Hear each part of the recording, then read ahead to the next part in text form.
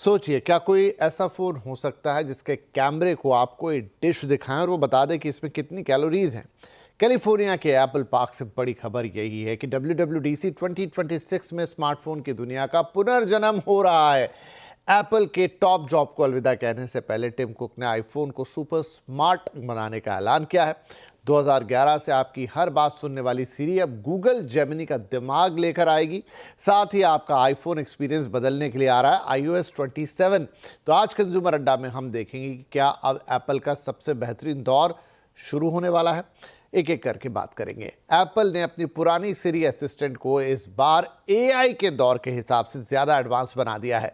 Apple ने Google से करार किया है और नए अपडेट के बाद सिरी अब गूगल जेमिनी मॉडल की मदद से काम करेगी। कंपनी का दावा है कि नई सिरी पहले से ज़्यादा सरल तरीके से बातचीत कर पाएगी, तस्वीरों को समझने के लिए भी इंटेलिजेंस का इस्तेमाल कर पाएगी और इस तरीके से पहले से ज़्यादा एफिशिएंट तरीके से काम कर पाएगी। अब सिरी को एक अलग स्टैंड अलोन ऐप के रूप में भी इस्तेमाल किया जा सकेगा। एप्पल ने सिरी का AI इंटीग्रेशन करते हुए एक बड़ी बात कही है। एप्पल ने प्राइवेसी को लेकर अपना स्टैंड साफ किया है। कंपनी ने कहा है कि AI में प्राइवेसी के साथ कोई समझौता नहीं होगा।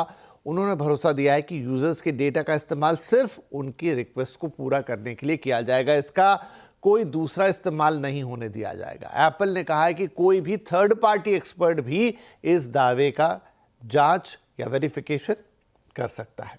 राइट। एप्पल ने अब अपने ऐप्स में एप्पल इंटेलिजेंस अपडेट दिए हैं। सफारी ब्राउजर्स के लिए अब टैब मैनेजमेंट और वन टैप पासवर्ड अपडेट की सुविधा आ जाएगी।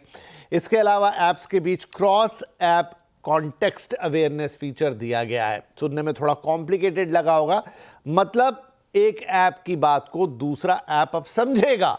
मैसेज ऐप में अब AI पावर्ड रिप्लाई सजेशन आएंगे, जबकि फोन ऐप अब कॉल के दौरान ही आपके मेल और मैसेज जैसे अन्य ऐप्स को कॉन्टेक्स्ट निकाल सकेगा। एप्पल ने बताया कि इन फीचर्स के लिए उन्होंने गूगल के जेमिनी मॉडल की मदद से एप्पल फाउंडेशन मॉडल्स तैयार किए हैं जो ये सारा काम बैकग्राउंड में करेंगे।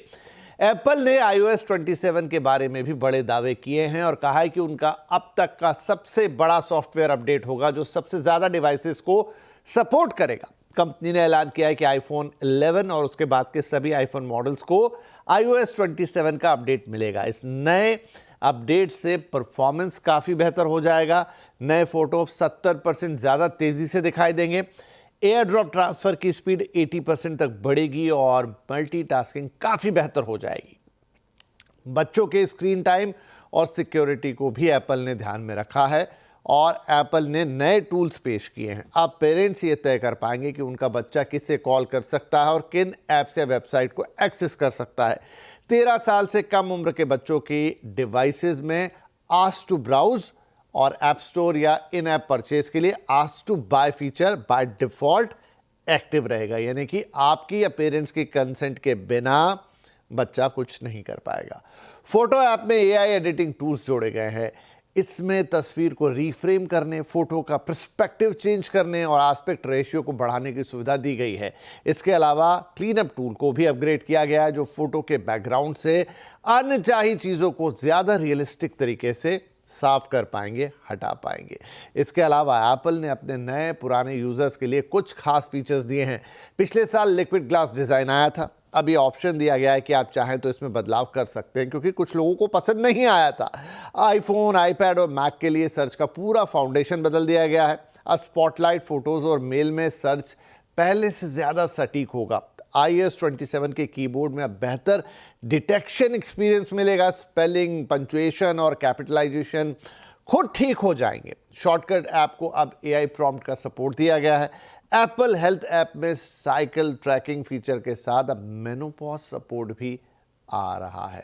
राइट, तो ये इतने सारे अपडेट हैं WWDC से, यानी वर्ल्ड वाइड डेवलपर कॉन्फ्रेंस 2026 जो हर साल होती है, जहां पर एप्पल अपने नए इनोवेशंस के बारे में बताता है। तो लोग इससे कंफ्यूज ना करें कि जो लॉन्च होता है अगस्त या सितंबर के आसपास, ये वो है नहीं, ये उससे पहले WWDC में एप्पल बताता है कि इस साल वो क्या खास करने जा रहा है।